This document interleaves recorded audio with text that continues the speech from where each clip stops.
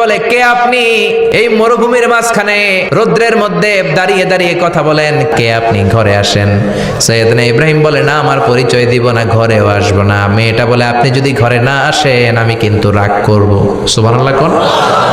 জোর করে ঘরে নিলেন, শরবত খাওয়ালেন, খেজুর খাওয়ালেন, রুটি খাওয়ালেন, মাংস খাওয়ালেন। সৈয়দনা ইব্রাহিমও চোখের পানি ছেড়ে দোয়া করলেন, ও মিয়া, এটাও মাইয়া, আগেরটাও। আহা, বেশ কম আছে না নাই? সৈয়দনা ইব্রাহিম মাথায় হাত বুলিয়ে দিয়ে দোয়া করলেন আর বললেন, তোমার স্বামী যখন বন থেকে ফিরে আসবে, ফাকরাই আলাইহিস সালাম, তোমার স্বামীর একটা সালাম দিবা, আর বলবা ঘরের দরজার নতুন চৌকাঠ যেন জীবনেও না পাল্টায়। সৈয়দনা ইব্রাহিম ওনার ছেলে ইসমাইলরে দেখতে গেলেন। অনেক দিন পরে দেখতে গেলেন। ওই দিন বাড়িতে সৈয়দনা ইসমাইল বাড়িতে নাই, বনে গিয়েছে শিকার করার জন্য। বাড়িতে সৈয়দনা ইসমাইলের বিবি সৈয়দনা ইব্রাহিম ঘরের দরজার বাইরে থেকে সালাম দিয়ে বললেন, আসসালামু আলাইকুম। ভেতর থেকে কর্কশ গলায় একটা মেয়ে সালামের উত্তর দিয়ে বলল, ওয়া আলাইকাস সালাম। গলার মধ্যে কোনো মায়া নাই, মহব্বত নাই। জিজ্ঞেস করলো সৈয়দনা ইব্রাহিম, মা কেমন আছো? কাইফা হালুকি ইয়া উম্মি। মেয়েটা কয়, বেশি সুবিধার না। তোমাদের খাওয়া দাওয়া কেমন চলে? ভালো না। তোমার জামাই কই? বনে গেছে। এবার মেয়েটা বলতেছে, আমনে কেডা? সৈয়দনা ইব্রাহিম বলে, আমি কে চিনবা না? ইদা জা যাওজুকা মিনাল গাবা, স্বামী যখন বন থেকে ফিরবে, ফাকরাই আলাইহিস সালাম, তোমার স্বামীর একটা সালাম দিবা।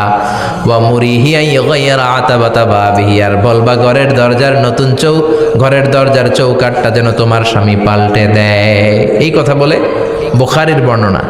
কিসের হাদিস? বুখারীর হাদিস। ইব্রাহিম চলে গেলেন। ইসমাইল আসার পরে বিবি বলতে আরম্ভ করছে, দুপুরবেলা একটা বুড়া আইছিল। বুড়া কে আইছিল? সৈয়দনা ইসমাইল বলে, কোন বুড়া আসছে? কি বলছে? বিবি বলে, আপনারে সালাম বলছে। ওয়া আলাইকুমুস সালাম। আর কি বলেছে? আর বলছে ঘরের দরজার চৌকাঠ যেন আপনি পাল্টে ফেলেন। এই কথা বলার পরে সৈয়দনা ইসমাইল চিৎকার দিয়ে বলে, ও কি করলি তুই?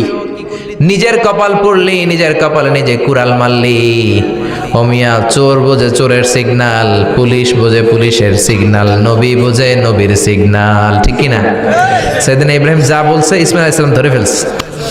ডেকে বললে, এটা বুড়া না, এটা তোর শ্বশুর, এইটা আমার বাবা ইব্রাহিম খলিল। আমার বাবা যা বলেছে, সিগন্যালটা তো গ্রিন সিগন্যাল না, এটা তো রেড সিগন্যাল, এটা তো বিপদ সংকেত। আমার বাবা যা বলেছে এর মানে হলো তোরে যেন আমি তালাক দেই। Get out, get out, I divorced you, তোরে তালাক দিয়ে দিলাম। বাবার খুশির জন্য তালাক দিয়ে দিস। আপনার আব্বাও যদি আপনার বউরে এমনি তালাক দিয়ে ফেলতে বলে, দিবেন নাকি? আবার দিয়া ফেলেন, দিয়েন না, মুসিবত আছে। আপনার বাবাও বাবা, সৈয়দনা ইসমাইলের বাবা, ইব্রাহিমও বাবা, ঠিক কিনা?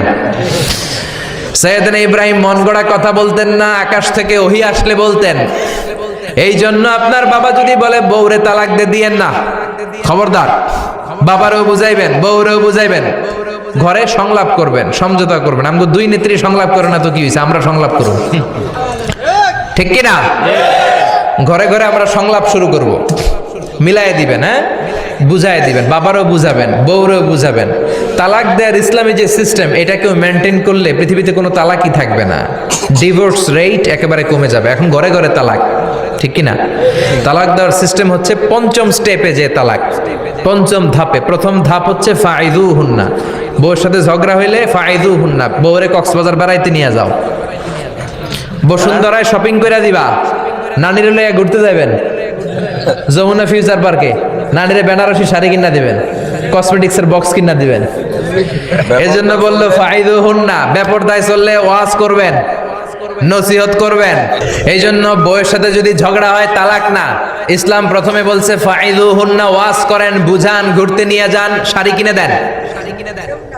এতেও যদি লাভ না হয়, ওয়াহজুরুহুন্না ফিল মাদাজি, বিছানা আলাদা করেন, বউ থাকবে এক ঘরে, আপনি থাকবেন আরেক ঘরে। হয়তো এই বিচ্ছেদের কারণে ভুল বোঝাবুঝি ভেঙে যাবে, স্ত্রী ফিরে আসবে, ঠিক কিনা?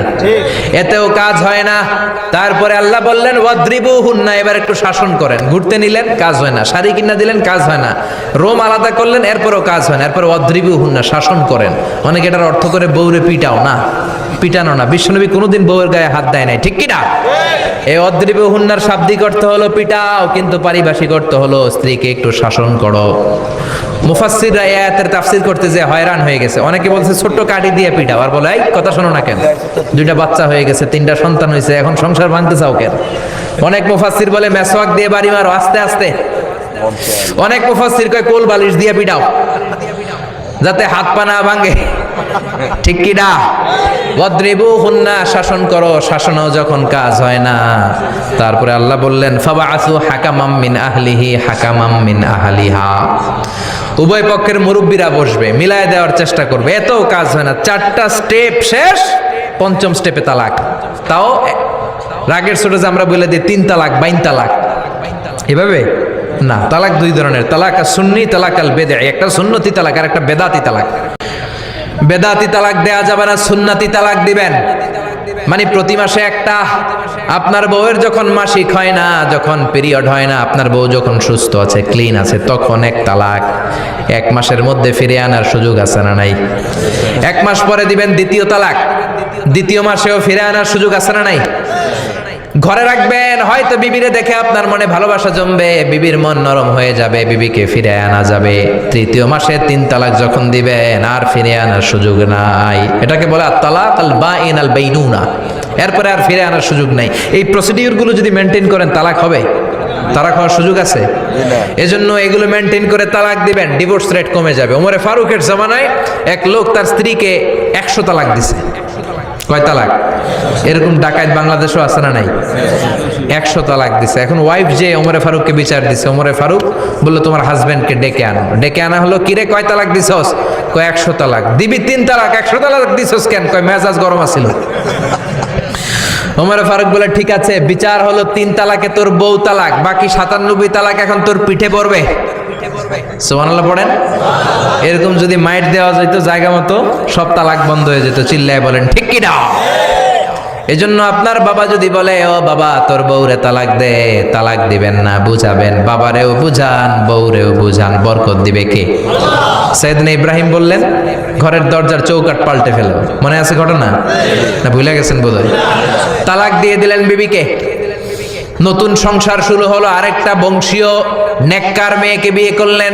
3 বছর পর সাইয়েদনা ইব্রাহিম আবার বেড়াতে আসলেন। আজকেও সাইয়েদনা ইসমাইল বাসায় নাই। সাইয়েদনা ইব্রাহিম সালাম দিলেন, আসসালামু আলাইক। এবার জাদুমাখা কণ্ঠে, কুকিল কণ্ঠে, মোলায়েম কণ্ঠের একটা মেয়ে ঘরের ভেতর থেকে বলে ওয়ালাইকুমুস সালাম। ওয়ালাইকুম আসসালাম। সাইয়েদনা ইব্রাহিম বললেন কাইফা হালুকি ইয়া উম্মি, মা কেমন আছো বলো বলো। মেয়েটা বলে আলহামদুলিল্লাহি আলা কুল্লি হাল, সব অবস্থায় আলহামদুলিল্লাহ। সুবহানাল্লাহ পড়েন। সংসার কেমন চলে? কয় খুব ভালো। খাওয়া দাওয়ার অবস্থা কি? কয় আরো ভালো। এবার মেয়েটা বলে কে আপনি? এই মরুভূমির মাঝখানে রৌদ্রের মধ্যে দাঁড়িয়ে দাঁড়িয়ে কথা বলেন, কেউ তো কোনোদিন আমাদের খোঁজ নিতে আসে না, কে আপনি? ঘরে আসেন। সাইয়েদনা ইব্রাহিম বলে না, আমার পরিচয় দিব না, ঘরেও আসবে।